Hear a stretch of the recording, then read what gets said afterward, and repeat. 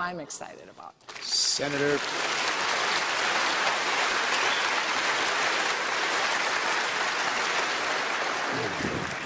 You don't have to. No, this is, I thought about trying to fulfill your obligation of some confession, and No, that's coming up next. And I was the author of the Partial Birth Abortion Ban Act, and remember being on the floor many, many nights talking about all of these children who were disabled, who were the target of partial birth abortions, children who were found late in pregnancy to have a problem, and mothers wanted to have a late-term abortion. And I would go on for hours and hours and hours and talk about the courage that parents would have to fight just so their children could be born. After I left the United States Senate, Karen and I were blessed with another child. We'd been trying for a long time. Now, I know with 6 children, you think you're trying for a long time after 6. We had. And we discovered joyfully that we were expecting another child. Right toward the end of the pregnancy, we found that there might be some problems. So, long story short, Karen had delivered our baby, Isabella Maria, early. They immediately took her to the ICU and did some testing. 4 or 5 days later, they told us that she had a fatal condition. She was going to die. She had a condition called trisomy 18, which is like Down syndrome. Trisomy 21 is Down syndrome. It's trisomy 18, which is far worse. They said she's lucky to be alive. Only a 10% survival rate at birth. And of the children that survive, 90% die in the first year, most in the first few weeks or months. Well, we decided to do everything we could. She was our daughter. We were going to help her. And she did well. She sailed through the NICU, and after 10 days, we decided there's nothing more they could do for her, so we took her home. Never forget, the pediatrician is doing the exit interview with us. Kept saying to us, you realize your child's going to die. And yes, say, we have the internet. Yes, we know all about this disorder. And she talked about how there would probably be a lung problem. She would probably die because of respiratory failure. And so Karen suggested that we should maybe have a prescription for oxygen if she needed some help.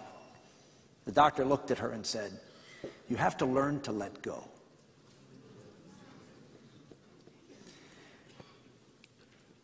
I said, "All we're asking for is oxygen." And he said the same thing to me. Well, then Mama Bear stood up. And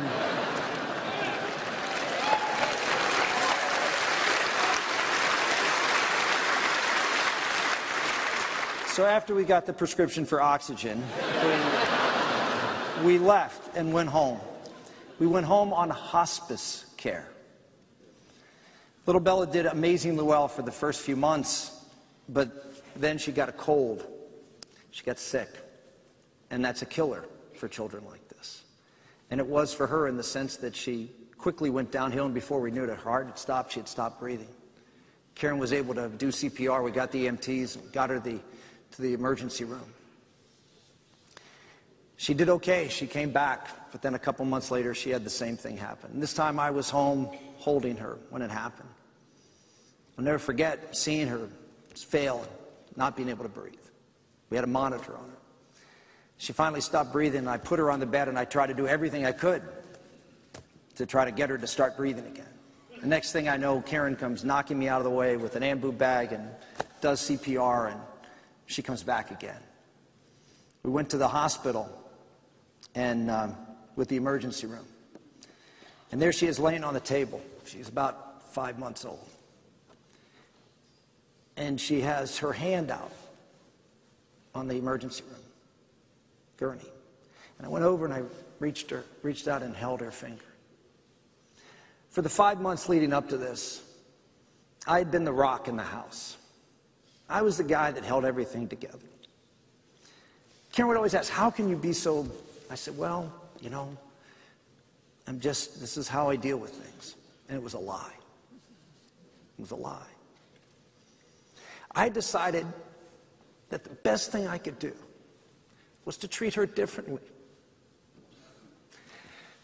to not love her like I did, because it wouldn't hurt as much if I lost her.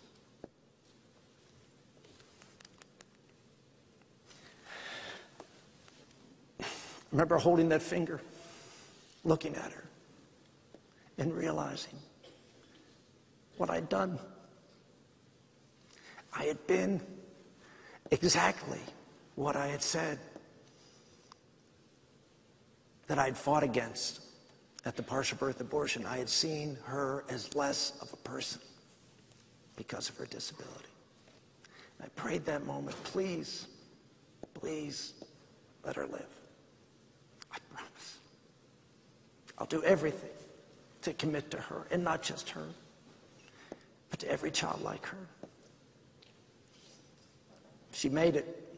I remember walking out of the emergency room and I got a phone call from my 13-year-old daughter. Now, she was 10 at the time. And she said, "Is Bella all right?" I said, "She's doing fine. She's hanging in there." She said, "Dad, Mama saved Bella's life." I said, "Yeah, I know." And she said, "Dad, you didn't do anything."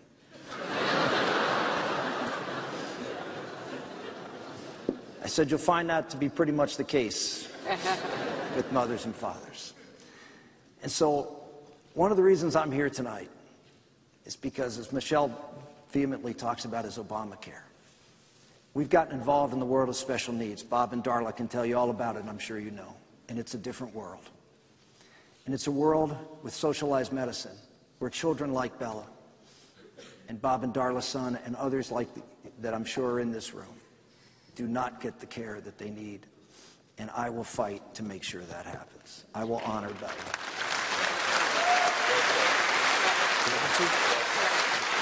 Do you want to answer this? You want to go?